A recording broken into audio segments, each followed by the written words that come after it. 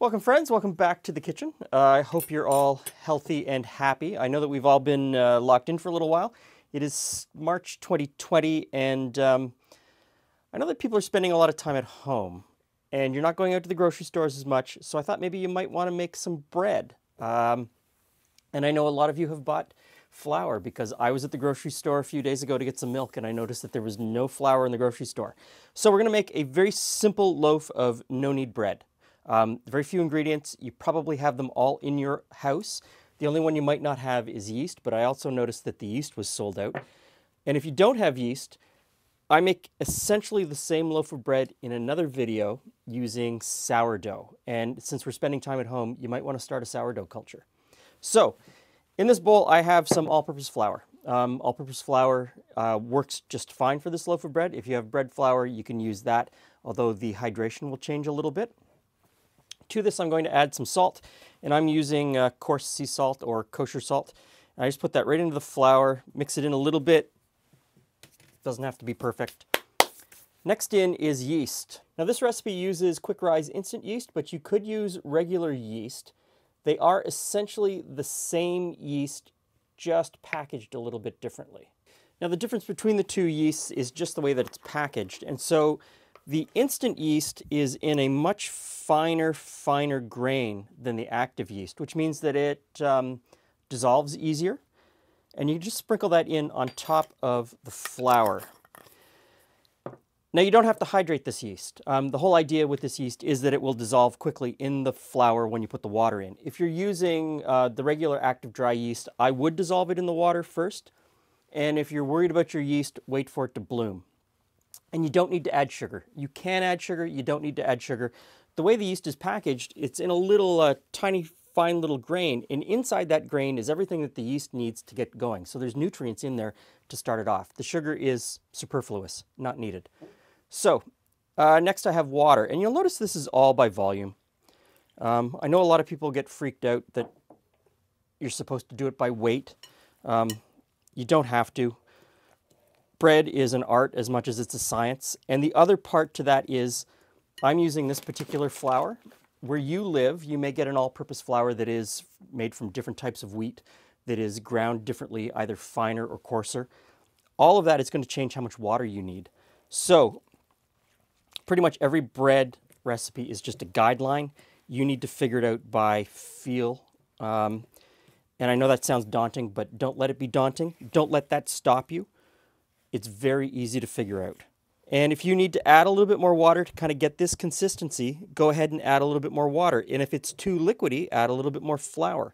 I don't know that you can really fail with this. It's going to be fine. You'll figure it out. Okay, I'm looking at this, maybe a little bit more water. So don't put in too much at a time. If you need to, get a tablespoon and just put in a tiny little bit. It doesn't take much, small increments. And we just continue mixing with a fork. Now, gluten development. The reason this can be no knead is because it is a wetter, sloppier dough. There's a triangle of gluten development. And not to get too crazy technical, but the three things in the triangle are time, water, and mechanical. So mechanical is kneading. Time and water are the other 2 points. So if you've got a wetter dough, and time, so this is a wetter dough with lots of time, you don't need mechanical. The gluten will form. So I think that's good. I think we're good now. So this just gets a lid, and it's going to sit on the counter for 8 to 12 hours. You don't need to set a timer.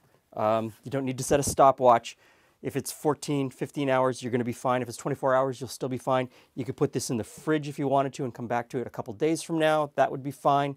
But if you make this in the morning, you can have bread for supper. If you make this after supper, you can have bread tomorrow morning. So, onto the counter. I'll see you tomorrow. And so that's what it's going to look like. A bit of a ragged mess, bubbles poking through. You're going to look at it and say, that's never going to work. Trust me, it's going to work. Now, I've got a screaming hot oven, 450 degrees. It is preheated at this point, and I have an enameled Dutch oven. You could use any Dutch oven. This one is 5 quarts. There are also clay bakers that you could use, but probably what you have is a pot. Now, if all you have is a stainless steel pot, As long as it has a heavy lid that can go in the oven, everything is fine. And make sure that if you're putting a pot in the oven, that the handles or the handle on the top are oven safe to this temperature. So I'm going to put that in. 450. You want your pot to be screaming hot. Screaming hot. Now, next step. Because these are trying times, perhaps you don't have as much yeast as you'd like to have, and you don't want to go to the grocery store to get more yeast, and you're thinking, what's going to happen if I run out of yeast? This is not part of the recipe, but this will help you out. Just grab a little piece. About the size of a walnut. And I'm going to put that in that bowl, and we're going to forget about it for a moment. Now, this one, you just want to kind of put your fingers underneath and lift it over. Turn the bowl underneath and lift it over. And you're just folding it. And it's going to be sticky. And it's going to stick to your fingers. And it's going to be okay. So, fold it over. Grab it and fold it over. This is essentially you're folding what's happening inside the bread. You're strengthening the crumb. You're strengthening the bread eventually. And just do that. Now, you go around 6, 9, 10 times, something like that.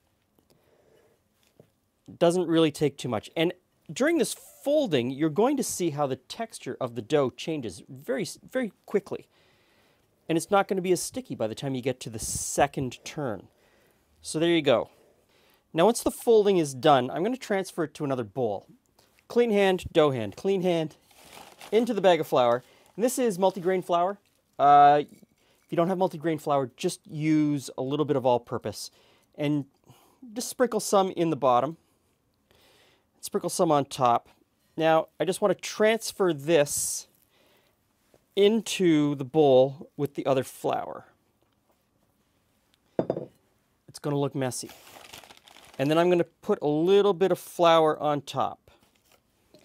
And we just want to coat the dough with that flour. That's going to keep it from sticking when it goes into the pot when we cook it. And at this point, you're good.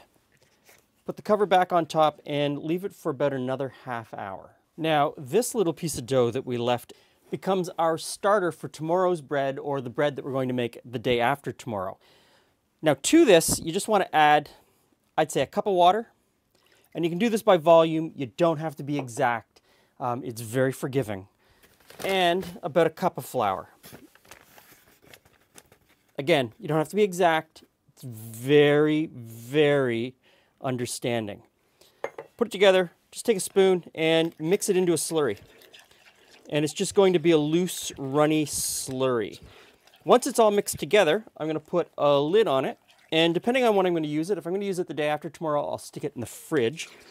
If I'm going to use it tomorrow, I'll just leave it on the counter. And what's going to happen is the yeast that was in that little walnut that we took out of that bread is going to grow and activate. And then tomorrow we can make bread or focaccia or anything, pizza dough. And we just take a little bit of this and we put it in and then we feed this. And it becomes like sourdough starter, except it's not sour. Although over time, it will become sour. It'll become very flavorful. This is just a cheater way to extend yeast if you're running out, which, you know, you very well may. So as you can see, it's just gloopy. Really gloopy, really loose. Lid on, and I'm going to set this aside. Now all of this is extremely hot, so be very careful. Next step is to just transfer the dough out of this bowl into the pot. And if you've floured it well, it's not going to stick too much. And you'll be able to pick it up and dump it in, just like that. Put your gloves back on. Don't grab the lid and just put it back on. That is my first thing. I would always just go grab for the lid. Don't do that. Put your gloves back on. Now this will go back into the oven, 450 degrees. Half an hour with the lid on.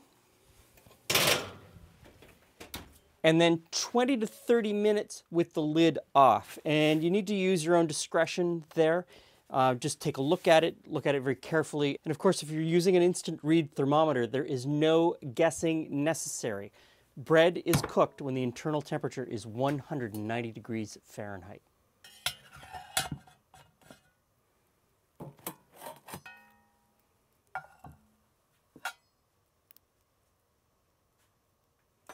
All right, friends, Glenn, bread. Bread. I'm excited. I do like fresh bread. So, it's not going to win any awards at the fair for beauty. So, but it is a very basic looking loaf. You don't shape it, which is part of what scares a lot of people. It scares me when I bake bread. When it's not shaped? No, the process of shaping it. Oh, yeah. I mean, I do get.